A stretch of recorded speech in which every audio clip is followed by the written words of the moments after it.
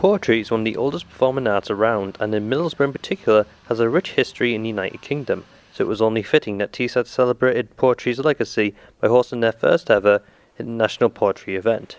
Starting with the welcome reception here in Mima, the event hosted some of the best poets not only in the region, but nationally as well. Before the T-Junction Festival began, poet and one of the organisers of the event, Andy Croft, told me of his delight to celebrate poetry here in Middlesbrough.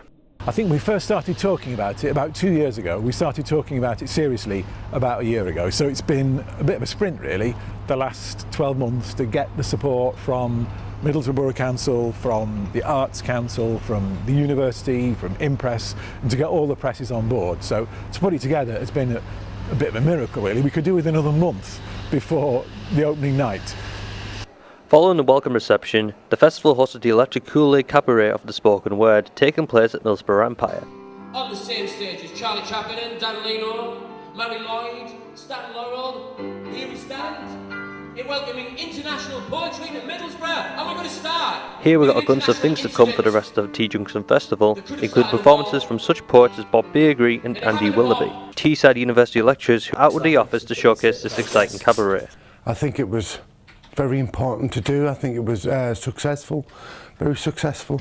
Obviously it was the first one, so we learned a lot of things that we wouldn't necessarily do the same next time, but even so I think it was very successful. It was great to showcase our cabaret. I mean, we regularly run a cabaret and we've done so for many years, but we've always wanted to have the chance to put it on in the Empire. But then also, I think it was very successful in making all of these representatives of other countries aware of the Teesside scene. If you're a cunning cat, I am a dangerous dog. The cabaret, as well as the rest of the T-Junction Festival, featured a lot of international poets from around the globe, showcasing what poetry was like around the world.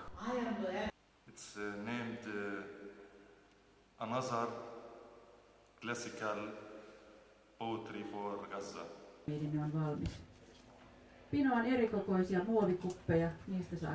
What this festival did was really help give a platform to poets living on Teesside who were from an international background.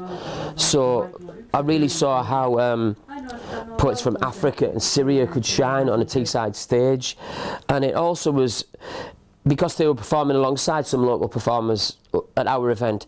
It showed how they were integrated into the Teesside scene. We called the festival T-Junction because it's a meeting place for different kinds of writers, different kinds of writing, different kinds of poetry, different cultures and different languages. It's always full of insight and opens your eyes to see what kind of poetry is being written in other parts of the world, and what poetry is like in Macedonia, and what sound poetry is going on in Estonia. The cabaret featured not only many talented poets, but live performances as well, featuring a large collection of unique acts. Some people popularised poetry by having slams.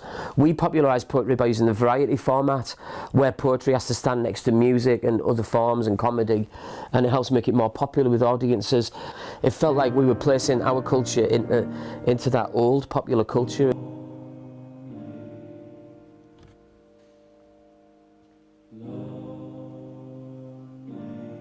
The event also gave those that attended a chance to learn a lot more about the art, with collaborations from poets, Mima, Middlesbrough Council and Teesside University, including a Skype lecture featuring the poet great John Berger and masterclasses held at Mima.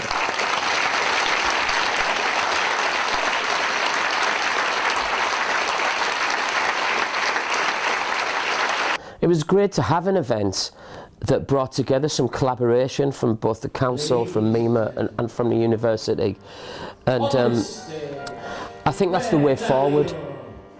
Mary Lloyd and Charlie Chaplin performed. This was the chance to remind people just what a great arts culture Middlesbrough had. If you live outside of Teesside, it's a joke.